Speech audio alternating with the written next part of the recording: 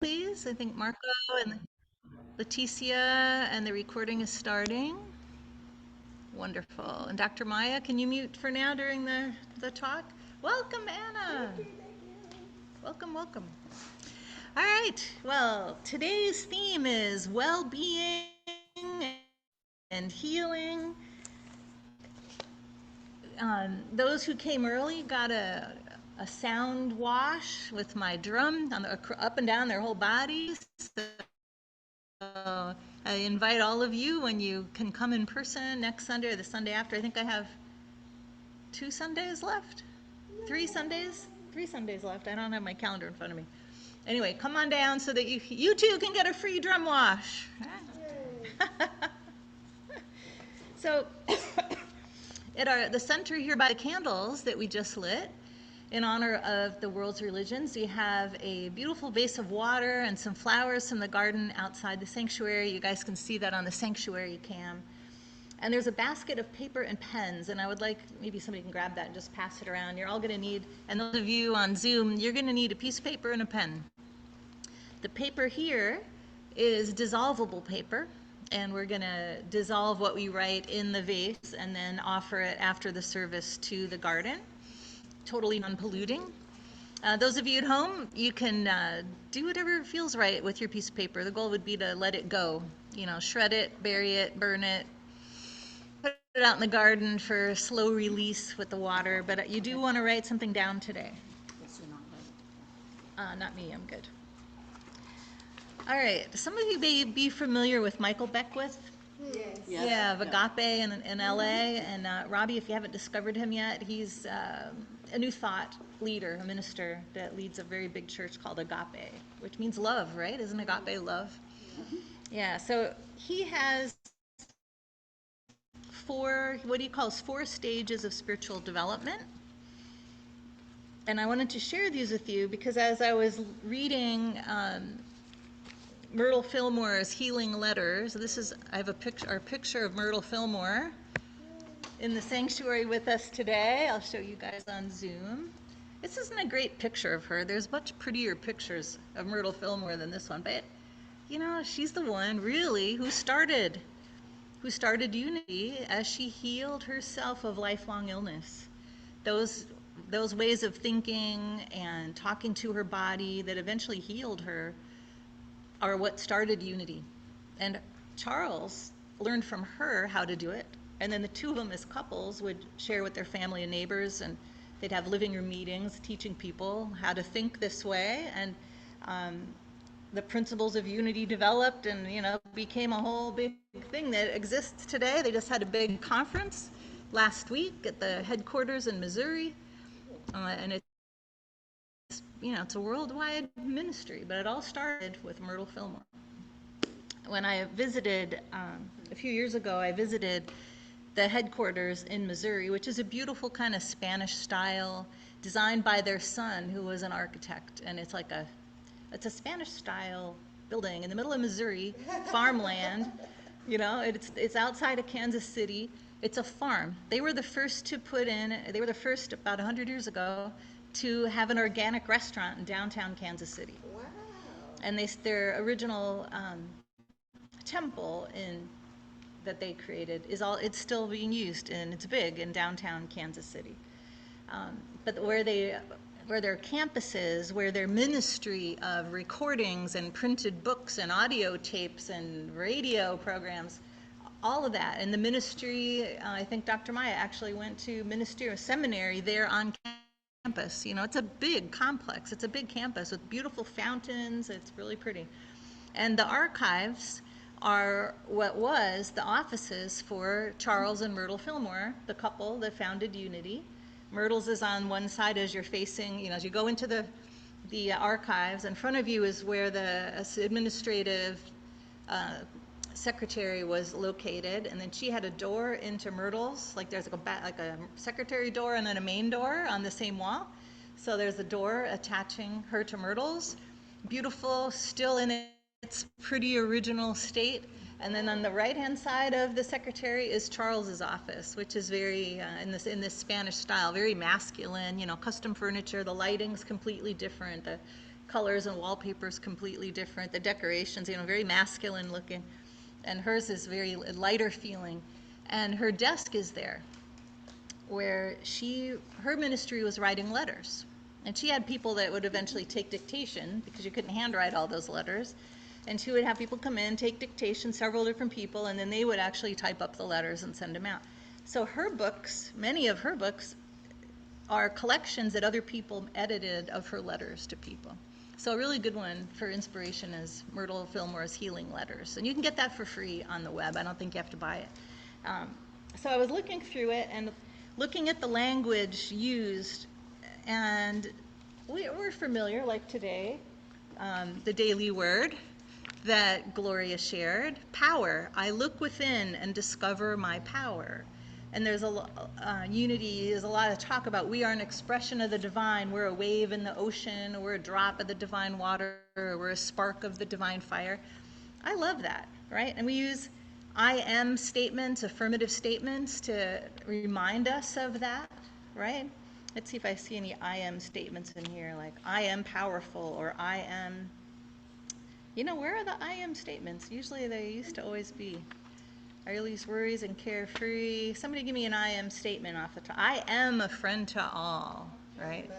Yeah, amen. Child of God. I am a child Healed. of God. Yes, I am healed. There you go. I am Yeah. grateful. Whole and well.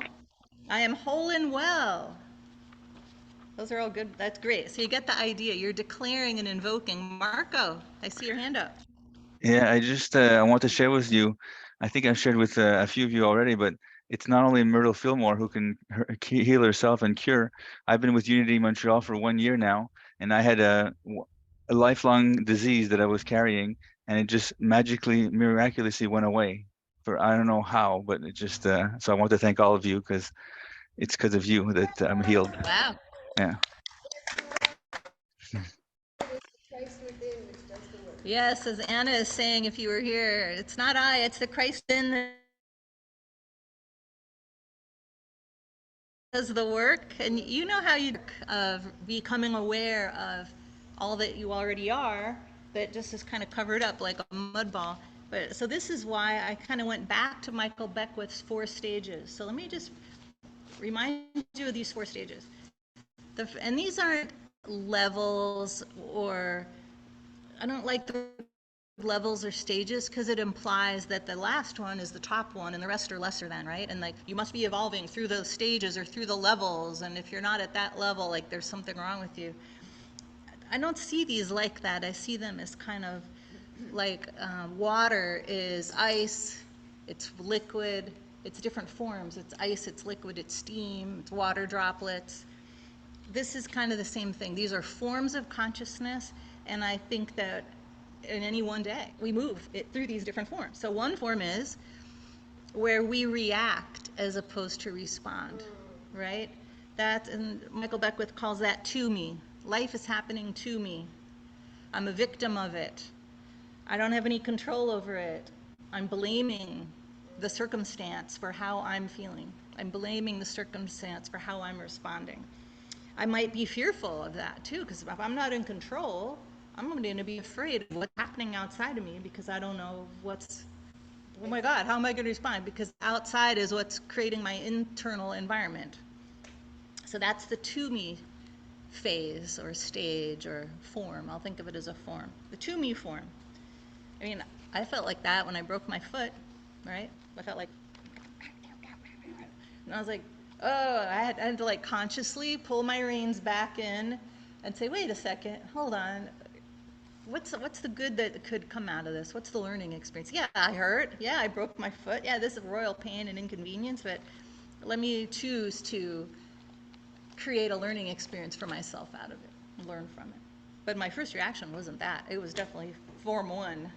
To me, it happened to me. And then the next, another form is by me. All right, so this is where there's an awareness that I'm in control.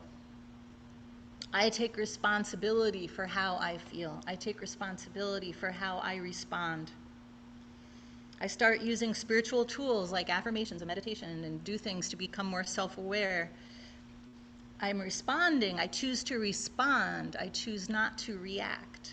But those little microseconds between something that you experience and your response takes the ability to not get wound up too quick, to pause, and this is where meditation can assist, because it teaches you to be an observer a little bit, to choose to be the observer perspective, so that it doesn't just happen and then poof, you're off. It's like, it happens, I observe it, how do I choose to respond? You give yourself enough time. Now that takes practice, right?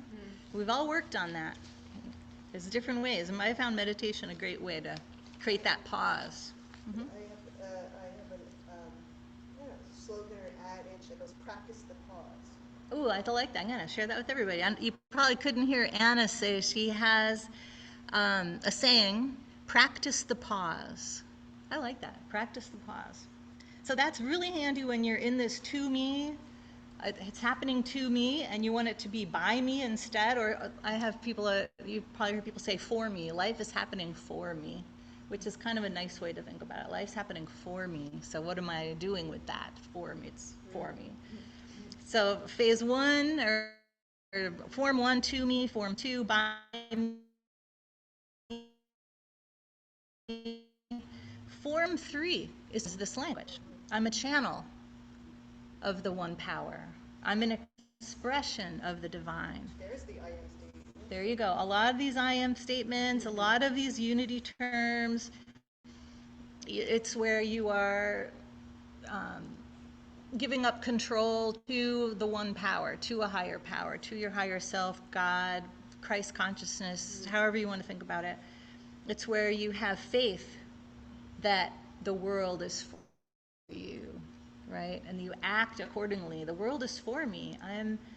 I surrendered to, and I have faith in, and I trust that, I'll use a saying that I grew up with, Almighty God power goes before me and makes smooth and safe my way, AMGP. Almighty God power goes before me. Wow, when you think that, and all the time, it's like, how could I be worried? You know, how could I be afraid? So that's the through me. I'm a channel and I'm an expression. But there's one more form. As me. As me. I am one with the one power. I am one with the Christ consciousness. I am one with all that is. There is no separation. You see, when you think of yourself, in the times that we think of ourselves as a channel or as an expression,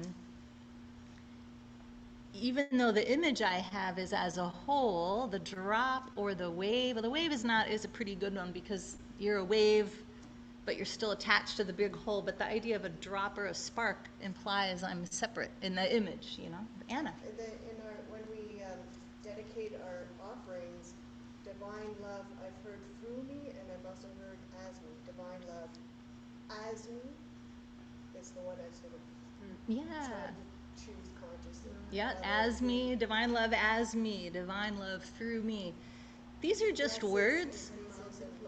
Yes. And none of these are wrong or better than the other, right? And you can see how in any one day you might be, although, you know, 1, 2, form 1, 2, 3, 4. It's in unity. We're moving from, a lot of people discover unity in the beginning because they're moving into form 2, and they're starting to take control and responsibility, and they're looking for spiritual tools. And people have been doing it a while. Quickly, the language of unity and the practices move you up into the through me, right? The through me and for me. But how often do we actually stay there and even go into the next form as me? That sounds, you know, I am God. Well, if it's as me, wouldn't that be a true statement? It kind of sounds like a lot of responsibility, though, too, doesn't it? Like, no, I'd rather be a channel, right? All right. So I'm just sharing my own experience. I find it very empowering and also daunting to use language in consciousness that is as me. So what I've done is, for my talk today, I'm going to share some things from Myrtle Fillmore, and then I have a guided meditation that we'll do. And in one part, I'll just use a traditional language because we're comfortable with that. And that's, you'll hear a lot of this as you listen. It's a lot of through me language, which is good, right? Or by me and through me. But I had to actually do edits that I did at Gloria's house this morning. I was like, wait a minute. If I was in Form 4 as me, I would have to change this language. So I have an edited version in Form 4 to see how it feels to you, just to try it on. And when I was reading it with Gloria this morning, we were both like, that kind of feels uncomfortable for some reason. So this is the experience of today. And what I'm going to be having you do at the end on your piece of paper, and you're free to take another one, is actually write yourself an as me healing, your own as me healing affirmation, like a prayer to yourself or a letter to yourself. No, not to keep, but to release into the water. All right. So, Myrtle Fillmore, who, when I went into her office in the headquarters, I could feel her presence. It just felt so lovely in there, so loving. And the man who was in charge of the archive said, I keep that door open, because he sits where the secretary was in the middle, because he can see the whole room. And he said, doesn't it feel good in here? I keep my door open to this. It's just, that room is just full of love. I can imagine getting a letter right from Myrtle Fillmore. So let me share some of her words. I am a child of God, and therefore I do not inherit sickness. So these words of hers remind us of our divine inheritance, our birthright of wellness and vitality. As children of a loving creator, we're not meant to be burdened by sickness or pain. Instead, we're called to remember our inherent connection to the divine source of healing.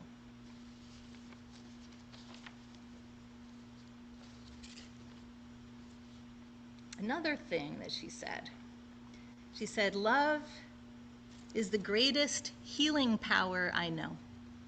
Love can heal anything. We know that love also has the ability to transcend all boundaries, dissolve barriers, bring forth transformation.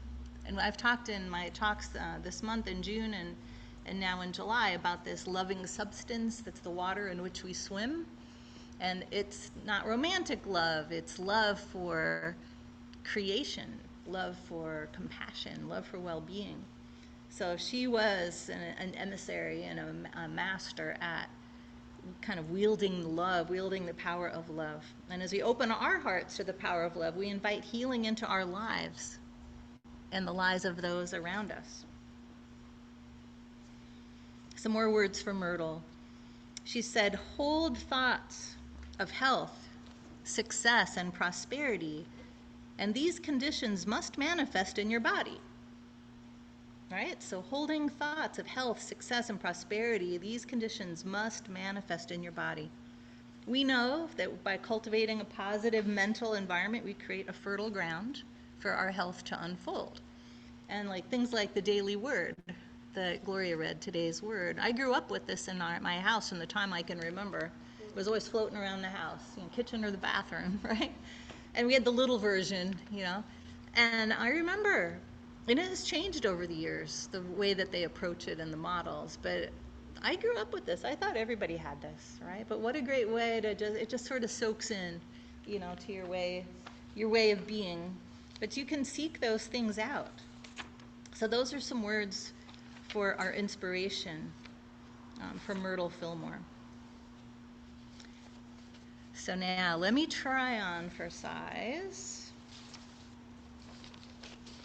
From the perspective of Form 4, as I was writing this, I was like, it was written originally in the by me and through me, the taking responsibility and the being the channel and surrendering and being an expression of the one power. And I've done my best, you'll have to tell me later. This is as me, one with all. Okay, if it's as me, if we're one with the divine, one with God, one with all that is, the one power, divine consciousness, then it's a we. Right? My thoughts, my feelings, my body are we. That's the language. We. And I was like, okay. So where's the I in there, right? Well, yeah, there has to be an I. So it's hard in the English language, too, to kind of get to this we, but let's try it on. All right. So this was originally, I was trying to be funny, but it doesn't really matter. It was originally, I was like, what if I was writing an ad? What if God was writing an ad for me? So the heading of this ad would be Seeking Healing. It's already within you. Within the depths of our being, the one power eagerly awaits recognition, ready to reveal healing presence. No need to search outside, for the source of healing lies within our very essence, patiently waiting to be acknowledged. Open to the realization that the divine, the one power, resides within us, woven into the fabric of our being. It is the spark of light that ignites our soul, the wellspring of wisdom and love that flows through our veins. In the sacred space of our heart, divine healing power is ever present, longing to be revealed. Trust in this innate wisdom, this divine essence that knows the path to wholeness and well-being. So remember, this is an ad written by the one power. Surrender our doubts and fears and embrace the truth that the healing we seek is already here within our reach. Allow our heart to be the gateway through which divine healing light pours forth, illuminating every aspect of our being. And I would rewrite that to say that the divine's healing light is revealed, further illuminating every aspect of our being. It's not outside of me. I'm not separate. That light isn't being poured into a separate thing. It's inside me already, waiting to be lit up even more. It's like coming out of me, if I am one, from that one consciousness, no separation, as opposed to bathing me in the light. Now, I love the image of being bathed in the light. Don't we all? Isn't that comforting? But there's an equally comforting one that the light's already there. It's just kind of needs to be turned up, let loose, unleashed. Release the illusion of separation and invite the recognition of our oneness. Our oneness is the one power. In this recognition, we open ourselves to the fullness of divine healing, experiencing the transformative power that comes from embracing our true nature. With unwavering faith, allow the veil of limitation to dissolve, revealing the vast self. So this is it's already here, I'm just, the vast reservoir of divine love and healing that dwells within us. Feel the sacred energy flow through our body, nurturing and revitalizing every cell, restoring balance and harmony to our entire being. So again, this would take restructuring this a little bit. Feel the sacred energy in our body, and this is God's body, my body and God's body, nurturing every cell with vitality, revealing balance and harmony throughout our entire being. Hear the difference? This is the form 3 to form 4. From feel the sacred energy flow through our body, nurturing and vitalizing every cell, to feel the sacred energy flowing through our body, nourishing and providing vitality, or vitalizing every cell, like saying it in the totally present moment, totally taking responsibility from that perspective of no separation. It's a different language. It really is. And wow, it's more than just an editing that I would need to totally redo this. But I hope that you're able to follow along and feel these differences between this form 3 and form 4. So really standing in our body as one with the divine.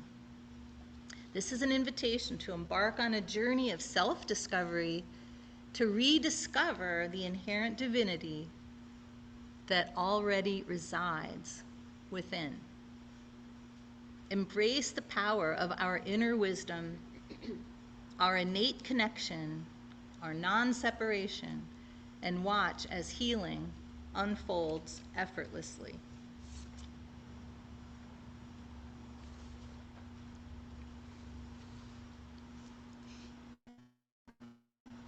So did you feel the difference at all, or was it just too subtle? How did you guys feel about that? Did it feel uncomfortable? Did it I feel like, loved oh, it. it sounds like the same language? Maybe it's too subtle to even notice. I don't know. You liked it? Anyone, Yeah, any other feedback? It's okay if you didn't feel it. It's kind of a hard, I find, a difficult concept to express. So I'd love your feedback. I think it's metaphorically and metaphysically is a beautiful way of expressing it. Well, thank you. Thank you, thank you. It is subtle. It's subtle, Yeah. Anna's saying. It is subtle. And it's sort of like at first blush, I kind of, I kind of need to digest it more, or like bathe in it more than just a kind of quick shower. Oh, I loved how she said that. Anna said, I need to bathe in it more than just a quick shower. All right, well, hey, I have some more water to offer, so maybe there'll be some more. There'll be some more right now. So I would like you to have your piece of paper and your pen handy, but not in your hand right now, because we're going to actually go through a little meditation here. And I'm going to walk you through. I knew I should have stapled these pages together. Wow. Relax in your seat. And put aside anything that's in your hands. Let your chair really support your body so that you can relax. Take a deep breath or two in through your nose and out through your mouth, and get ready for a nice opening into the silence of meditation. Try to put aside any to-do things or concerns, emotions, or thoughts. See if you can just put them on the floor next to you for a little while. Unzip your personality self and leave it on the floor for a few minutes.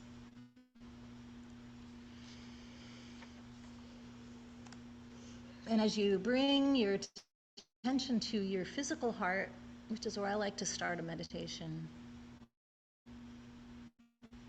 take a deep breath. You might want to put your hand on your heart just to bring your attention there, bring your mind into your heart brain. And just let go a little bit and open that door of silence, of inner awareness that you could imagine behind your heart if you'd like to. And walk through that door into the silent awareness of our unity consciousness, our oneness with God, the place of no separation from anybody or anything. We're all one in there. And it's kind of our door to an inside-out universe where we're going within to go into all that is. And while you're there in that connection and that divine awareness, focus attention on the truth of that no separation divine nature, our divine nature. Recognize that we are combined, love and perfection. Healing energy flows through us effortlessly, dissolving any imbalances or disharmony.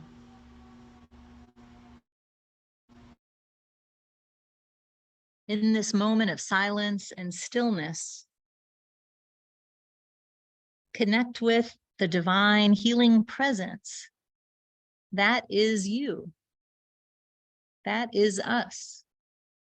That is divine wholeness, the one power.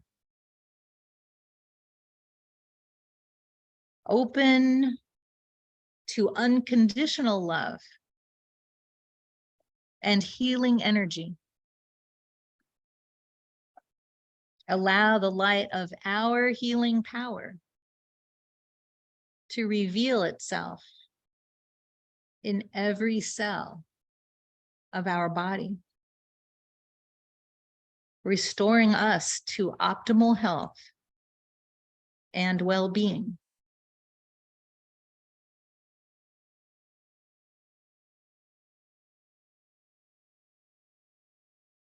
Affirm and declare with unwavering faith and trust that we, in this place of no separation, are a vessel of divine health. Every aspect of our being aligns with the perfect harmony and balance of the divine. Our body here on this time and place plane is a temple of well-being, radiating vitality and wholeness. Every organ, every system functions optimally and in perfect harmony. From this place of awareness and merging, no separation with oneness and the one power, I release any dis-ease. I release any pain. I release any discomfort from our body. I embrace the truth that our body is intelligent and self-healing. I affirm that every cell in our body is infused with the divine life force, vitalizing and energizing us in each moment.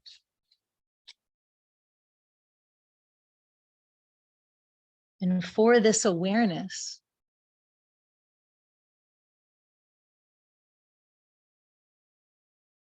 I well up deep gratitude and thanks for this one connection that flows not just in my mind, but also in our emotions and our body.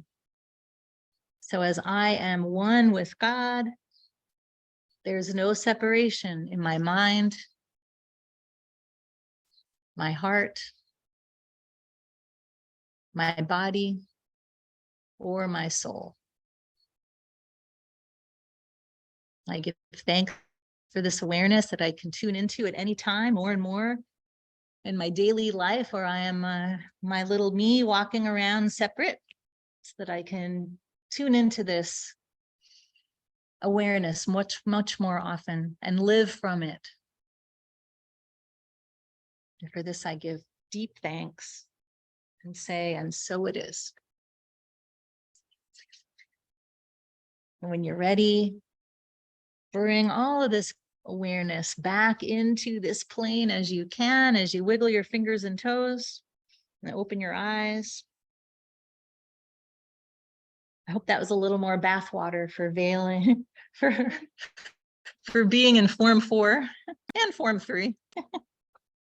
I invite you now to take the paper that you have with you on Zoom or here in the sanctuary, the dissolving paper. Write yourself something. It could be an affirmation.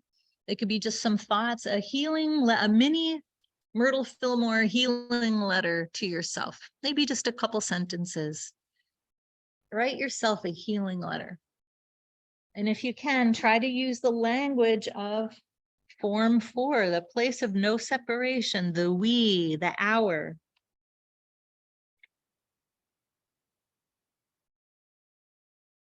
And while you do that, I'll drum a heartbeat. I'll give you a couple minutes. And we'll do, as you complete that here, when you're finished, we'll do a little water ceremony, and then we'll continue on.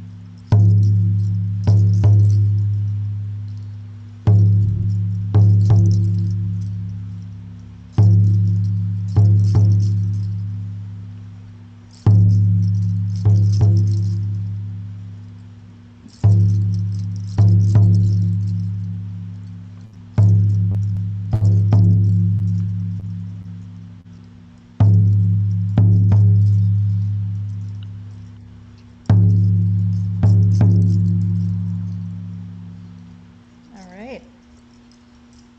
Feel free to keep writing if you're still working on that. In the meantime, those in the sanctuary, I invite you to go up to the vase in the middle that's filled with flowers. You guys can see it on our sanctuary cam. And offer your thoughts on that paper from your heart into the water, and it will dissolve. And then we'll, at the end of our service later, we'll offer it to the garden. Release it. Release the outcome, right? I release the outcome. I let it flow, let those thoughts flow through me. I trust that they are on their way to manifesting in our life in divine order.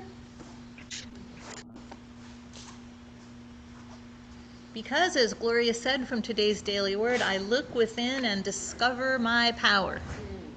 I look within and discover my power.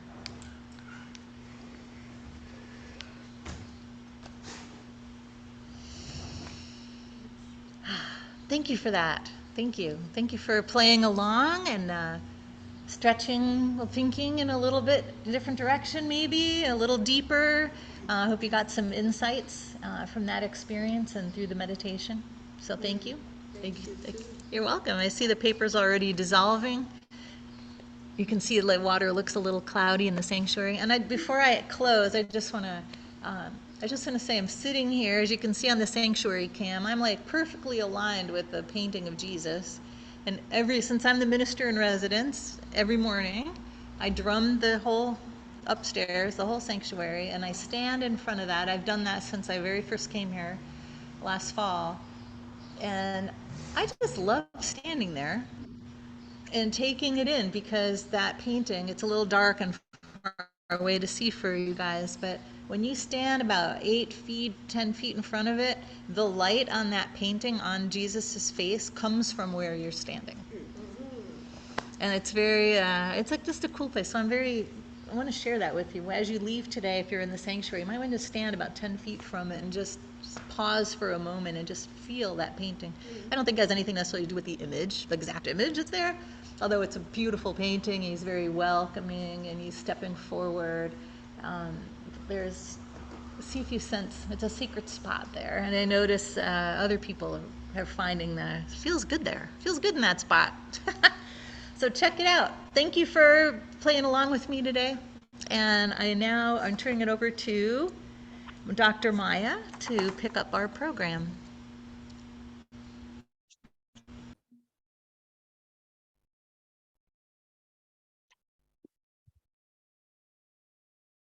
And you just need to unmute. Yeah, I'm trying. Good. There you go. We got you.